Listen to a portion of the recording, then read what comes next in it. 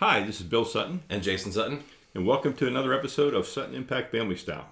Lots to talk about today. Where do you want to start, Jace? Let's start with the Sports Marketing Minute. Let's get that going. The big sport marketing minute for me was the announcement by Adam Silver that the NBA and the NBA Players Association were going to study eligibility rules for players entering the NBA draft. And I take that to mean that the NBA is going to go back and try and change one and done to two and done, or a minimum age of 20. And the last time through, the Players Association wanted to raise it to 18, which I don't understand, because if you lower it to 18, that's even more. And every time one of these guys comes in, it takes somebody's job. Right. So you would think the Players Association want to protect their members and make the barrier to get in even higher to keep these guys in the league for a while. But I just think I really think that 2 years would be so much better for the NCAA tournament and also for the NBA, because the players aren't coming in with any skill set. They're really not committed to being where they are when they go spend their one and done year. And I'd like to see them go and mature and learn how to play the game. And I've talked to you before, I'm concerned about, I used to watch college basketball on television all the time. Now I rarely watch it because I don't know anybody on there. I don't know anybody. And when I go to the tournament every year, I don't know anybody there either. I mean, it's all people I haven't seen before. So I would like to see a little bit of continuity, and I'd also like to see increased quality of the NBA game. So I'm hoping that Commissioner Silver and the Players Association can find some middle ground and get that minimum year up to 20. And also, I know he's talking about trying to use the D-League more, which is what the D-League's supposed to be for. Correct. The problem with the D-League is that the salary's so low. So, I don't want to say anything out of context here, but for some players, it's easier for them to go to college because they get more money than they would going to the D-League, whether they get that money legally or not. So I think that's a concern. Now, do you feel we'd have a lot of Emmanuel Mudiay's if the NBA raised the D-League, where they would go and play in China or play in Europe for a couple of years and try to bank? I don't think we have a lot. I think it takes a special person to go do that, because you're going somewhere with a different language and everything else, and you're only 18. It's kind of a scary kind of a thing. I think you need a real strong support system to do that. So I mean, I think it could happen again. I don't think it'll be widespread. It's not going to be widespread. No. And the other interesting thing that Adam Silver was talking about this week is they were still talking about resting players. Mm-hmm. And obviously the owners do not want to give up games. No. Because games mean less money. But it was brought up that, like in Europe and in college, they play 40-minute games instead of 48-minute games, which would lower every game by 8 minutes. You would assume the quality of basketball wouldn't dip. And now you're getting, almost a quarter off every single game, so they'd be less likely to rest players for long stints. Well, yeah, because I think what he said, I'm going to quote him here. Silver said it's not 82 games. It's not the length of the season. It's the time between the games, and that there's a direct correlation between fatigue and injury on the part of the player. Now, I agree with that, but I still think it's the length of the season and everything else, too. I don't think it's just one thing. No, certainly not one thing. But, we have an exciting NBA Finals, maybe. I think my 4 or 5 games and the Warriors in 5 is looking pretty good. I'm almost wishing I had gone Warriors in 4. Now, my pick of the Cavaliers is... I don't know. I'm still, I can't even say I'm cautiously optimistic. I'm cautiously pessimistic.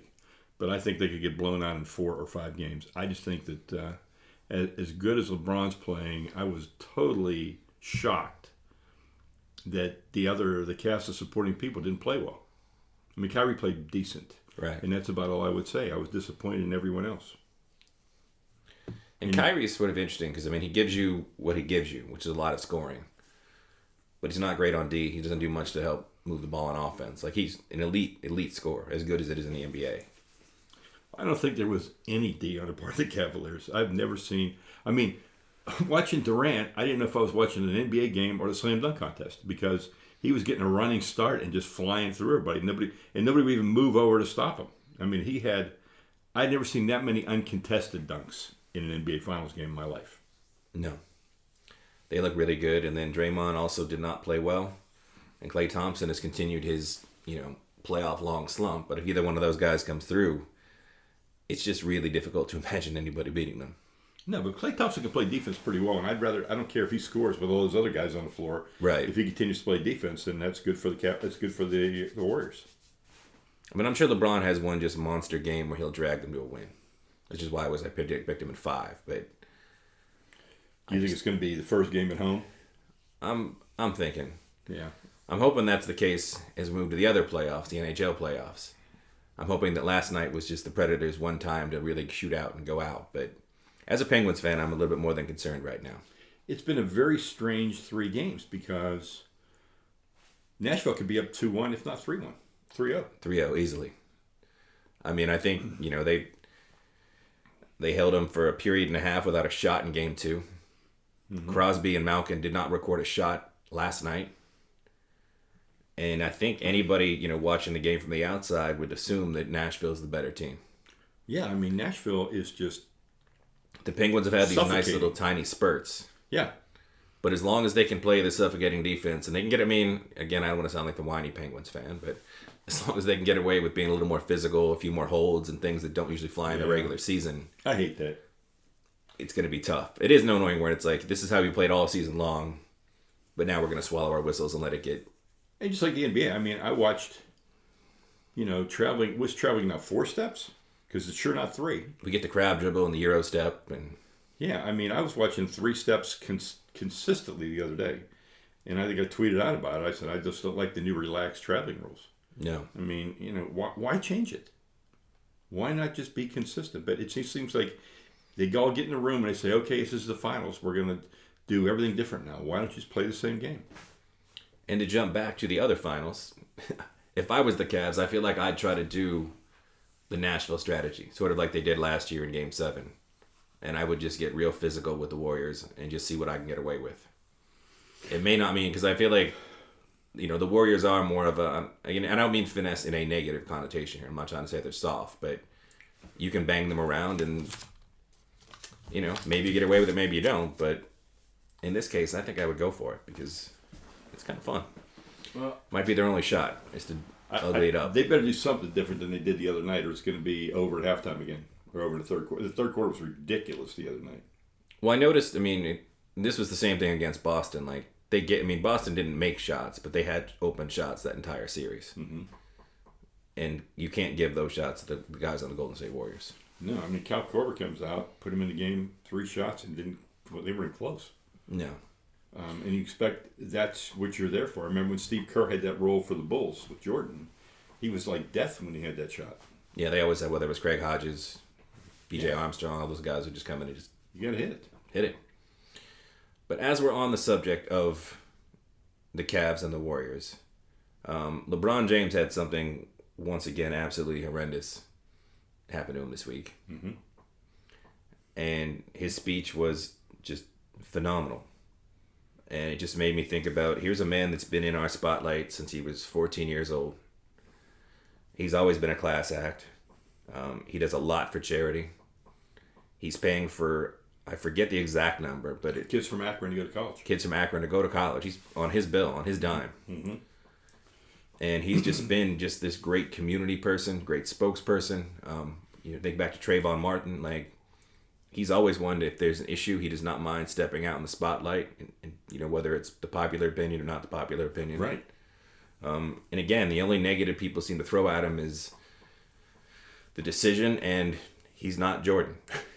and I'm so tired of that he's not Jordan or the comparisons. They're 2 different players. Let it go. But I think he's the most underappreciated, underloved, underrespected superstar that I can think of. Oddly, yeah. Because, it's one of those, you don't think it for a while, but when you really just sit down and look at it, he just... No doubt. He is phenomenal. All the things he does off the court, his demeanor on the court, his demeanor with the media. And I'm willing to forgive him. I hated the decision, but I'm willing to give him a mulligan for that because he was young, and I think he got bad advice. I think if he'd have thought it through, he wouldn't have done it. I think it was just a bad advice that he followed, and it just blew up. But I think everybody's past that. I just think that, the way he handled that situation with the N word being scrawled on his house, and in the interview, which is always like a raw wound. But I thought he handled it just like you said. I thought it was with class. It was intelligent. It was meaningful. It was heartfelt. It was visionary. It was a lot of things. I think it was one of the more powerful times he's ever been working with the media. Right. And again, he's that player that everybody complains that these players don't talk to the media. They don't say anything. He does. He does. And whenever he does speak, it's always very eloquent. It's very, I mean, it's, like you said, he's very underappreciated. He really is underappreciated. I think that it's a shame because he goes above and beyond. And again, 7 consecutive finals. Yeah, that's impressive. That's beyond impressive. And I'm already thinking it's going to be 8. Going into next year, it's hard to imagine anybody else. Yeah. Unless there's some sort of just freakish summer that we don't see coming. Or in injuries, whatever. But I mean, injuries, if all teams are healthy and they all, add players, I still can't see anybody, really taking on that team in the East. No. And as LeBron seems like he's a great role model. And obviously I do not know him personally and I don't know his children, but I'm sure he's a great dad. Yeah. And with Father's Day coming up, he's obviously a great real world dad. Yep. But it got us thinking about our favorite TV and movie dads. That's right. So we have our list. Both good dad. I mean, I have a few bad dads for the end, just because it seems like it'd be fun to do. But we'll start with our honorable mention dad. Okay. My honorable mention dad is John Candy in the movie Summer Rental. Just wants to provide a great vacation for his family, goes out of his way to learn how to sail and makes a bet his family can have a vacation. And he's just very sympathetic to his kids. He's great with his kids. And he's John Candy. Who's not to like about John Candy? But that's my honorable mention dad, John Candy from the movie Summer Rental. All right. I went with Arthur Weasley, the Weasley's dad from Harry Potter. Nice. The father of the giant ginger clan. He's not only a great dad to all the Weasley clan, all those incredible number of ginger children, but he also was a great dad in, almost a pseudo dad for Harry Potter. And he just seemed like just a wonderful, nice, caring man that did everything he could for his family and his family's friends, which is why, maybe he should have been on the regular list, but okay. I like Harry Potter slightly less than I like the other things, so they got knocked down. All right, and once again, we have not shared our dads with each other, so these are all surprises. This is surprising for us as we say them. So my number 5 dad, and this is pretty hard to believe because when you see all the movies that he's been in, he's rarely been a dad. But my number 5 dad is John Wayne in the movie McClintock, where he has his daughter and he just takes his daughter out and says, I'm not going to leave you any money. I don't want people to take advantage of you. And he gives her this great fatherly advice. And then oversees a fist fight between 2 of her suitors, which I thought was pretty good. But John Wayne as a dad is a little bit of a stretch, but he's my number 5 dad, but only in that movie McClintock. Okay. My number 5 is a bit of an odd one. It's Phil Margera. He's Bam Margera's dad. Okay. And it's technically from a reality show because all those MTV shows are reality shows. Right. And on those shows, Phil Margera gets, fireworks set off in his bedroom and in his car. He gets punched by his son. He's sort of the butt of all of his jokes. But the reason I sort of had to include him is that there are moments on that show where you can really see just how much he loves his son. Okay. And then I also am bringing the baggage of knowing a lot about Bam Margera and the skateboarding community in general. And his dad used to get up, change the shifts at work so that he worked part of the overnight, so that he was available when Bam was off school so he could drive him to all these skate parks. So this is before any of this, any of this stuff took off, when he was just his little punk kid that wanted to be a skateboarder, was running around doing these, goofy stunts with his friends. But he went out of his way to support his kids' dreams. Okay. And then, like I said, on the show, you can tell that he really, it's a reality show, so I feel like it's sort of a, But you feel that he cares. But you feel that he cares. And again, obviously some of that stuff is staged, but the fact that he's willing to just go through it and be that sort of, Okay. So I went with Phil Margera. All right. My number 4 dad, and I think this one's probably on everybody's list that's over the age of 30, would be Ward Cleaver from Leave It to Beaver. And Ward is just an unbelievable dad that sought to teach lessons and was always there for his kids and very supportive. And he's a career dad, but didn't let the career get in the way and was trying to take the kids to the baseball games. and trying to do a lot of things that we value now. Just he advocated quality time. He went camping with the kids. He did everything. Now, the way he dressed with a pair of slacks and a dress shirt to go camping, I mean, that was a little much. But I think that, he was just a great dad. All right. My number 4 is actually an old dad, Martin Crane from Frasier. Oh! I had actually not watched Frasier growing up, but I watched it on Netflix over this past year. And typically when you think of dad, you think of, the dad with the younger kids. And obviously by the time we meet Martin Crane, he's retired. He's a crusty old his dude. Kids are in their 40s. Yeah. And, but it's over the course of the show, which is obviously a comedy, but I mean, you learn he's very much not like his kids. No, Marty's a very blue collar. Yeah. He was a former cop. Yep. He likes drinking beer, loves sports. Yeah. And both of his kids are, they're wonderful people. I mean, hilarious people, but they're, sort of snooty, a little prissy. You wouldn't think that they would be. Remember Martin Crane had that recliner with duct tape. The duct tape recliner. And drove the two sons crazy because they could buy him a better recliner. He wanted that one. Right. And they're all about, but it's you can tell there's these different moments where he did what he had to do to be a father to those two kids who weren't like him at all. Yeah. And there's other moments. I mean, there's obviously just a bunch of moments on the show where he has heart-to-hearts with whether it's Niles about his divorce or Frasier about many of his women troubles over the years, or even talking to Frasier about little Frasier, who I can't remember the name of off the top of my head. Yeah, I can't either. But he was I thought he was a really good TV dad. Yeah. All right. That's a good one. My next one is from a film, and it's Steve Martin in the movie Father of the Bride, a remake of a classic movie, but Steve Martin takes the role, and it's comedic with Steve Martin in it, obviously. Of course. But again, all he wants is for his daughter to have a great wedding and a great ceremony and a happy life. And he goes out of his way to make that happen. He goes through a bunch of things with Martin Short's the caterer, remember this?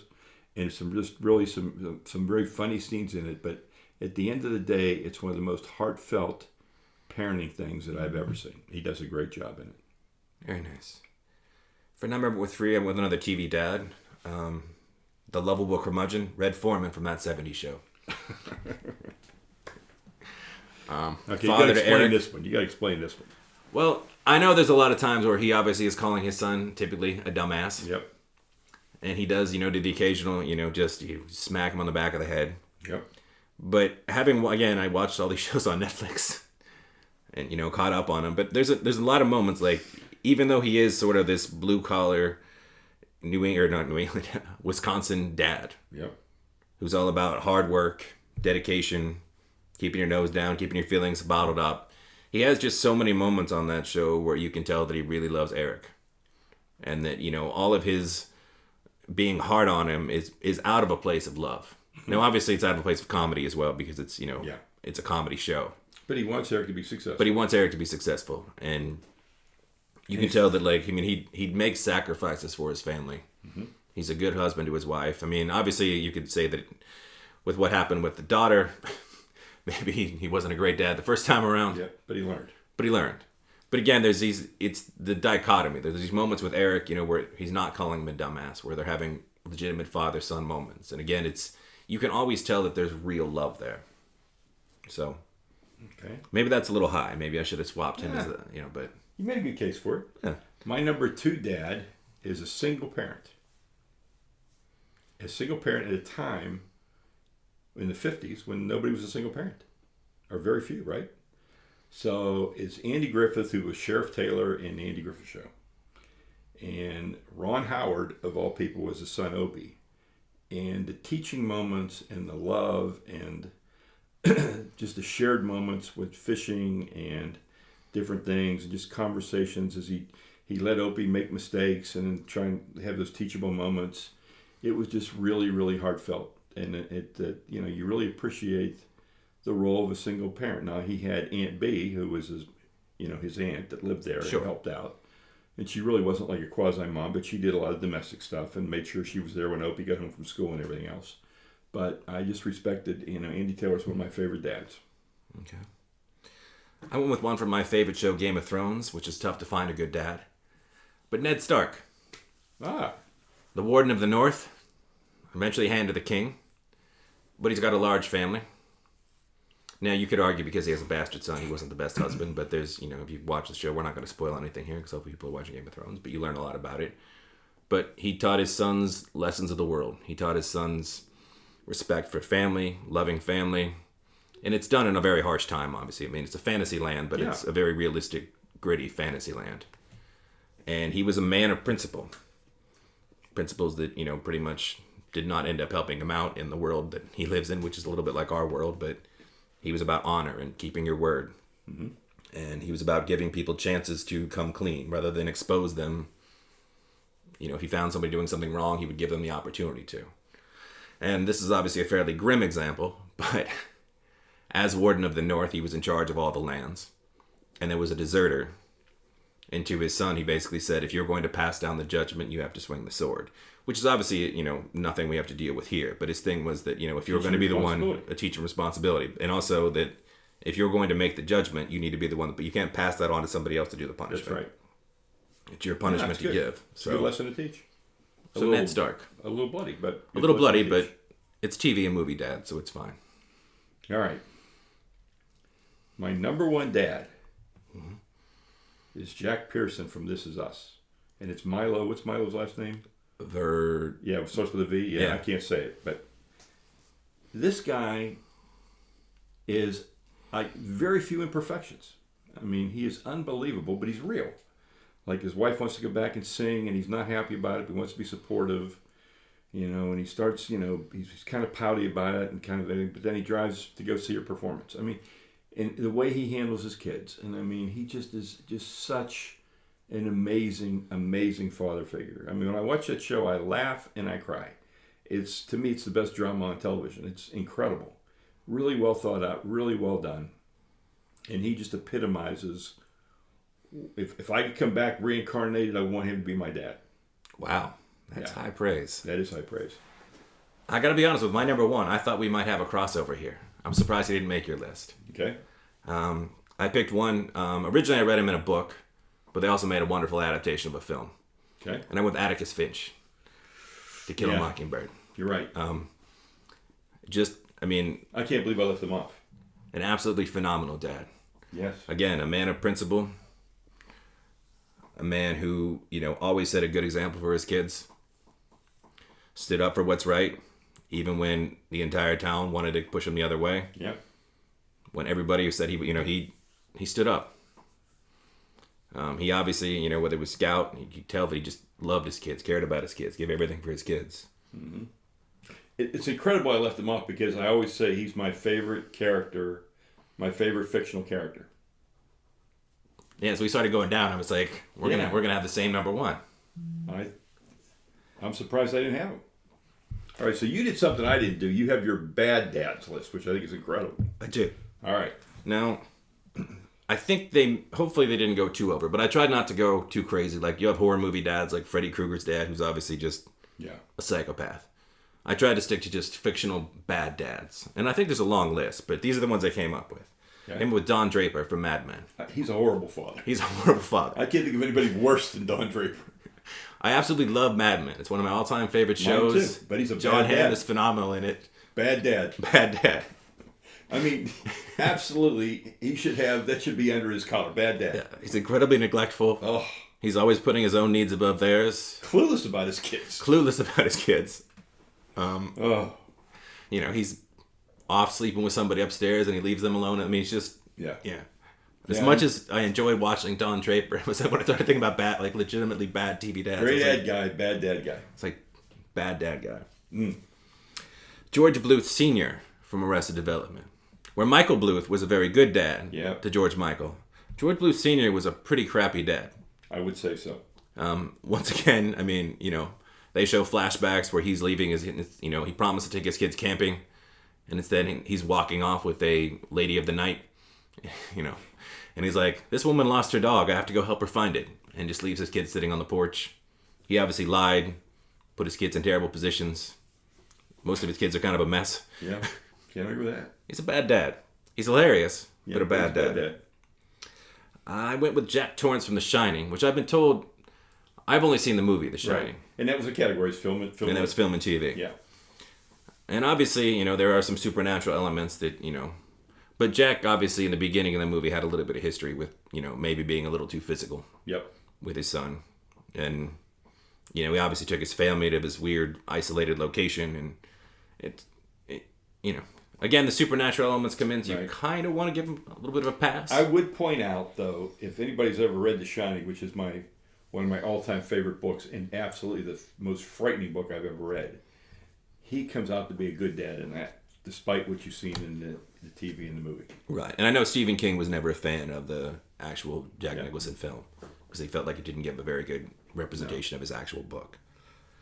I could not remember his name, but I love Chinatown. But the dad of Faye Dunaway in Chinatown is just an awful, awful man. He pimped his daughter out to his business partner. Yeah. And didn't he knock up his other daughter? He knocked up his other daughter. I mean, So he's his own granddaughter's father. I mean, he's... Maybe he wins bad dad even over Don Draper. Over Don Draper, right. He's a little bit more of the over-the-top, you know, movie dad, where Don Draper was like a legitimately just bad dad. Bad dad. He didn't, you know, he wasn't an abusive father. But and then, of course, you know, it's hard to make any bad dad list and not include Darth Vader, because... Obviously. I mean, he had a little bit of a moment of redemption towards the end, and I feel like that movie's like 30 years old now, so I don't think it's a spoiler. Yeah. You know... Between Don Draper and the Chinatown Dad, those are two of the worst dads ever in the history of daddom. Yeah. I think it's hard to come up with somebody worse than those two. And I wanted to bring up one more TV and film dad quickly. If you had asked me this question 5 years ago, best TV and movie dad, my answer probably would have been Cliff Huxtable from The Cosby Show. Yeah. Great on that show. And it's odd because I can't separate Bill Cosby the man from Bill Cosby the actor. Or Cliff Huxtable. Like, whenever, I mean, if I go to watch that show, I can't watch it. Like, if it's on Nick at Night, or if it was on Netflix right now, like, instead of going back to watch a Bill Cosby, or, you know, a Cliff Huxtable, Theo Huxtable episode, I just wouldn't turn it on. So it's that weird situation you find yourselves in, where there's this character that was written, all these other people to help produce that show and make that show, all the other actors, but he's tainted the entire thing. And I didn't want to put him on my list because of that, but I felt like I had to at least bring him up on some odd level, because he's a memorable TV dad. And I feel like, again, 5 years ago, he's probably he's in the top 5 of everybody's list. Yeah, no that had seen that show. If not one. Yeah, he's an amazing dad. I left him off for the same reason. I can't separate it either, because I'm wondering, I know it's an act, I know it's a character and everything, but it colored my judgment. It does. And then there were stories about what happened during the show, and it just... Yeah. Hard to say. But that is our list. If you have other TV and movie dads, either good or bad, definitely tweet at us, and because we'd love to hear them. Or, you know, any contacts in any possible way. You wanted to plug a book, I believe. Actually, 2 books. 2 books. All right, so a good friend of mine, Pat Gallagher, just wrote a book called Big Game, Bigger Impact, which is how the Bay Area redefined the Super Bowl experience in Super Bowl 50. And Pat is one of the great sport marketers, all about the fan experience and treating fans well. In fact, he created a thing that's in my textbook called the upside down org chart, where the fans are at the top and the president team's at the very bottom, just because of the way he did. And I love the way Pat thinks. So Big Game, Bigger Impact, Pat Gallagher, it's a paperback, pick it up. It's very well done, and it really walks you through how an event like that is created, managed, and promoted. And then everybody's always asking me for a book recommendation, like what business book are you reading right now? I'm reading The Attention Merchants, which was recommended to me by my son Dan. And it's an amazing book because it talks about really what the business of the world right now, which is attention, and how you market and how you sell attention. And everything you do on your phone, everything is all the fight for eyeballs, the fight for your time, the fight for attention. So give some thought to picking up The Attention Merchants by Tim Wu. Great book. I'm just barely into it. I'm mesmerized because it's so commonsensical. It's just a way of, it makes you look at something that you look at every day in a totally different way. So those are my 2 book recommendations. Very cool. Once again, please subscribe on iTunes. We'll both tweet out a link to the iTunes page this week. And if you can support us, we would love your support on Patreon. And just go to patreon.com. That's patreon.com. Look up Sutton and Back Family Style and join the family. We have a number of tiers. If you like what you hear, $1 a month would be fantastic. But again, it's free on iTunes. We love subscriptions. Do whatever you can do. Next week, we're going to do our greatest NBA players that we've watched, our greatest NBA team. I think we are. Okay. Thanks for listening, and we hope you'll be listening again next week. Adios.